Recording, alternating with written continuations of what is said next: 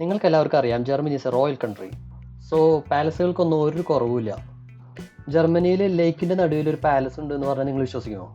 Yes, അങ്ങനെ ഒരു സ്ഥലമുണ്ട്, മോറിസ്ബുർഗ് പാലസ്. സ്ലോസ് മോറിസ്ബുർഗ്.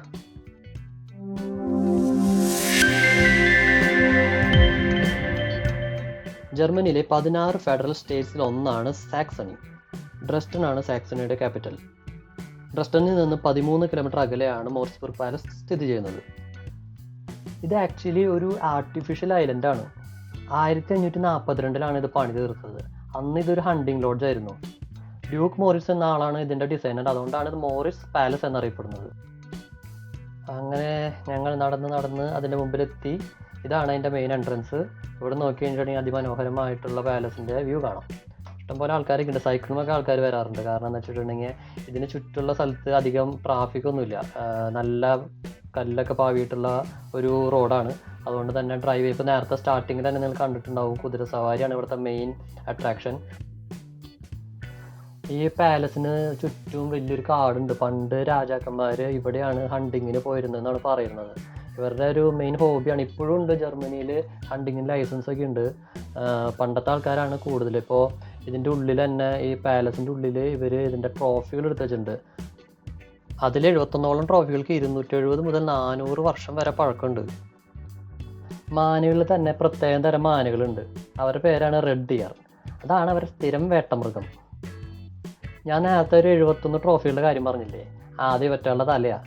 എന്താ അല്ലേ, വേറെ തലയൊക്കെ വെട്ടി വെച്ചിട്ട് അത് ട്രോഫി ആക്കിയിട്ട് പ്രഖ്യാപിച്ചിട്ട് അവരുടെ ഡൈനിങ് റൂമിലാണ് പ്രതിഷ്ഠിച്ചേക്കണത്. ഈ പാലസിന് പുറമേൽ ആർട്ട് വർക്കുകൾ കുറവാണ്.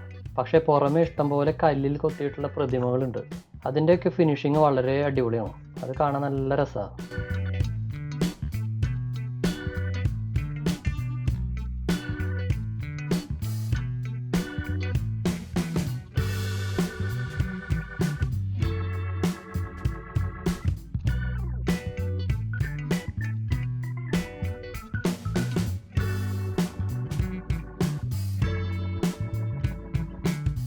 ഇതാ കാണുന്നതാണ് ട്രോഫി എന്ന് പറഞ്ഞ സാധനമില്ലേ, അതാണ് സംഭവം.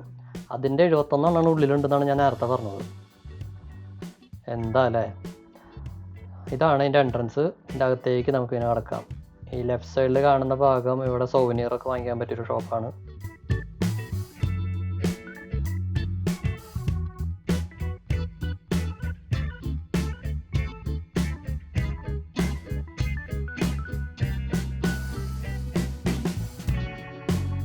ഇതാണ് കൊട്ടാരത്തിലേക്കുള്ള മെയിൻ എൻട്രൻസ്. ഇതിപ്പോൾ ഒരു വെൽക്കം ഹാള് പോലെയാണ്. പക്ഷേ ഇതിൻ്റെ ഉള്ളിലേക്ക് കിടക്കണമെങ്കിൽ നമുക്ക് ടിക്കറ്റൊക്കെ എടുക്കണം. കാരണം ഇത് ഇപ്പോൾ ഒരു മ്യൂസിയമാണ്.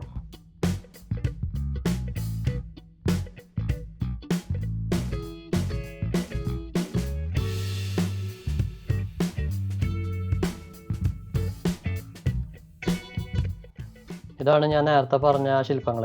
ഇത് ചുറ്റും ഉണ്ട് കേട്ടോ. ഇത് നല്ല ഭംഗിയിൽ അവിടെ ഇവിടെയൊക്കെ ആയിട്ട് സെറ്റ് ചെയ്ത് വെച്ചിട്ടുണ്ട്.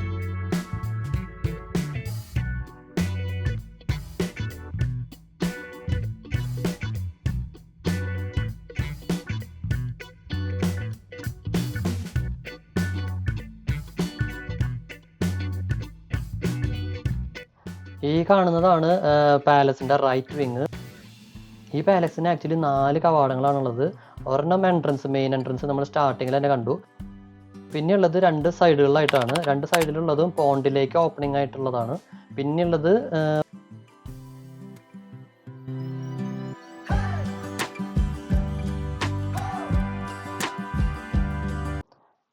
ഇതാണ് താഴേക്ക് ഇറങ്ങാനുള്ള സ്റ്റെപ്പ്. ഇവിടെ നിന്ന് നമുക്ക് ഞാൻ നേരത്തെ പറഞ്ഞ പോലെ സൈഡിലേക്കുള്ള കവാടത്തിൻ്റെ അടുത്തേക്ക് എത്താം.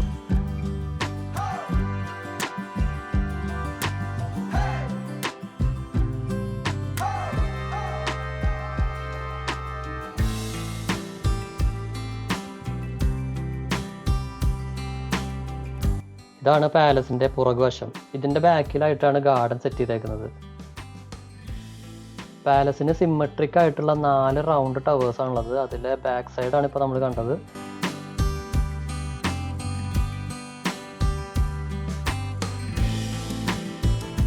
ഇതാണ് പാലസിൻ്റെ പുറകിൽ നിന്നുള്ള വ്യൂ. പുറകിൽ നിന്നായാലും ഫ്രണ്ടിൽ നിന്നായാലും ഒരുപോലെ തന്നെ, വലിയ വ്യത്യാസമൊന്നുമില്ല. കാരണം ഇതിൻ്റെ 4 സൈഡ് ഒരുപോലെ തന്നെയാണ് ചെയ്തിരിക്കുന്നത്. നമുക്ക് എവിടെ നോക്കിയാലും ഒരേപോലെ കാണണം എന്ന വാശിയുള്ള കാരണം കൊണ്ടാണെന്ന് തോന്നുന്നത്. അതുപോലെയാണ് ഡിസൈൻ ചെയ്തിരിക്കുന്നത്. ഇതാണ് ഗാർഡനിലേക്ക് കടക്കുന്നതിനുള്ള എൻട്രൻസ്. ഇവിടെ നമുക്ക് ഇരിക്കാനൊക്കെ സെറ്റപ്പ് ഉണ്ടാക്കി വെച്ചിട്ടുണ്ട്. അത് വളരെ നല്ലൊരു കാര്യമാണ്. കാരണം എന്ന് വെച്ചിട്ടുണ്ടെങ്കിൽ ഇത് കുറച്ചധികം നടക്കാനുണ്ട്. അപ്പോൾ പിന്നെ നമ്മൾ വയ്യാണ്ടാവും. അപ്പോൾ നമുക്ക് എന്തായാലും ഇരിക്കണമല്ലോ. ഇരുന്ന് നമുക്ക് ഇവിടെ കാഴ്ചകൾ കാണാം. അതിനെ പറ്റിയ ആൾക്കാരൊക്കെ ഉണ്ട്. കണ്ടില്ലേ?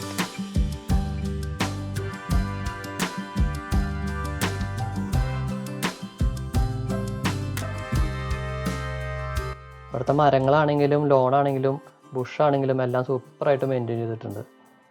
1728 ഈ പാർക്ക് ഡിസൈൻ ചെയ്തേക്കുന്നത്. അതൊരു യു ഷേപ്പിലാണ്. പിന്നെന്താണെന്ന് വെച്ചിട്ടുണ്ടെങ്കിൽ അതിൻ്റെ സ്റ്റൈൽ എന്ന് പറയുന്നത് ഒരു ഫ്രഞ്ച് സ്റ്റൈലാണ്. ഈ ഗാർഡൻ്റെ ഏരിയ എന്ന് പറയുന്നത് ഏകദേശം 230 by 150 മീറ്റേഴ്സാണ്. ഈ പാർക്കിൻ്റെ റൈറ്റ് സൈഡിലും ലെഫ്റ്റ് സൈഡിലും എൻട്രൻസ് ഉണ്ട്. നമുക്ക് അതിൽ കൂടെ പുറത്തേക്കും വരാം, അകത്തേക്കും വരാം. പക്ഷേ അതിൽ കൂടെ നടക്കാൻ മാത്രമേ പറ്റുള്ളൂ. പിന്നെ എന്ന് വെച്ചിട്ടുണ്ടെങ്കിൽ അത് മെയിൻലി മറ്റേ കുതിര സവാരിക്ക് വേണ്ടിയിട്ടുള്ള ഒരു പാത്ത് പോലെയാണ് ഉണ്ടാക്കിയത്.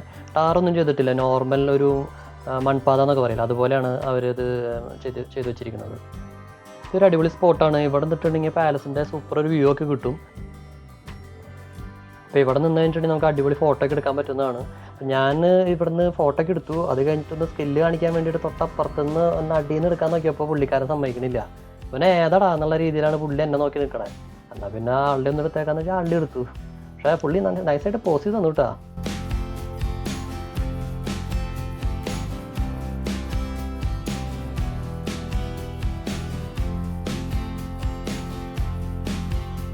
പണ്ടത്തെ രാജാക്കന്മാർക്ക് ഒരു യൂണീക്ക് കൾച്ചറൽ ലാൻഡ്സ്കേപ്പ് ക്രിയേറ്റ് ചെയ്യാൻ വേണ്ടിയിട്ടാണ് അവർ ഈ പാലസ് ഇതുപോലെ ഡിസൈൻ ചെയ്തത്.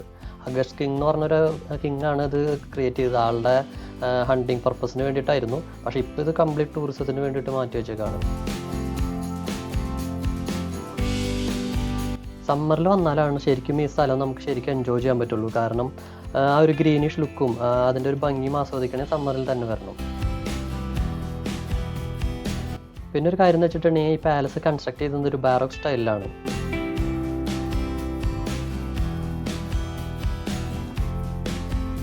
ഇതാണ് ഞാൻ നേരത്തെ പറഞ്ഞത്. ഈ പാലസിൻ്റെയും ഈ കോമ്പൗണ്ടിൻ്റെയൊക്കെ ഭംഗി ആസ്വദിക്കണമെങ്കിൽ സമ്മറിൽ തന്നെ വരണം. കാരണം ഫുൾ ഗ്രീനിഷാണ്. പിന്നെ സ്കൈയും ആ ഒരു ബാക്ക്ഗ്രൗണ്ടിലും ഈ പാലസ് ഇങ്ങനെ നിൽക്കണ കാണാൻ ആ ഒരു അഴക് കാണണമെങ്കിൽ കൂടുതലും സമ്മറിൽ വരുമ്പോഴാണ് നമുക്ക് കൂടുതൽ അത് എൻജോയ് ചെയ്യാൻ പറ്റുള്ളൂ. ഇതാണ് പാലസിൻ്റെ അടുത്ത സൈഡ്. ഞാൻ നേരത്തെ പറഞ്ഞ പോലെ അപ്പർ സൈഡ് ഇപ്പർ സൈഡ് ഒരുപോലെ ഉണ്ട്. 4 സൈഡ് ഒരുപോലെ ആയതുകൊണ്ട് പിന്നെ പ്രത്യേകിച്ച് അതിൽ വേറെ വിവരണങ്ങളുടെ ആവശ്യമൊന്നുമില്ല.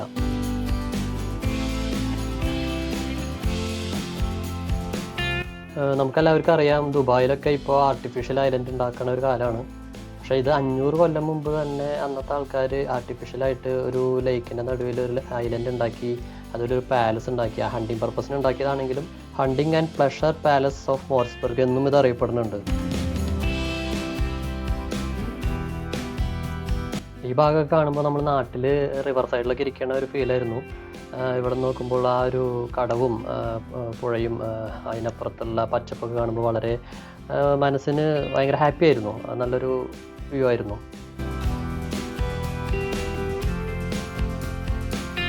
ഇതാണ് ഞാൻ പറഞ്ഞത്. ഇതിന് ചുറ്റുമുള്ള ഒരു റോഡുണ്ട്, ഒരു ഏരിയ അതിന് വേണ്ടിയിട്ട് സെറ്റ് ചെയ്ത് വെച്ചിരുന്നത് ഹോഴ്സ് റൈഡിങ്ങിന് വേണ്ടിയിട്ടാണ്. അതൊരു മെയിൻ അട്രാക്ഷൻ കൂടിയാണ് ഇവിടുത്തെ.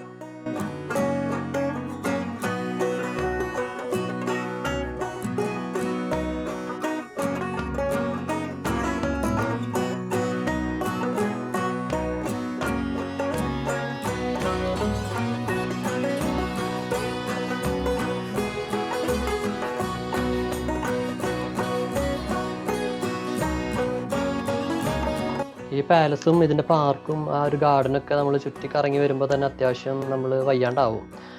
അതിന് പറ്റിയൊരു എക്സാമ്പിൾ ഞാൻ ഇപ്പോൾ കാണിച്ചു തരാം കേട്ടോ. ഇതാണ് ആ സംഭവം.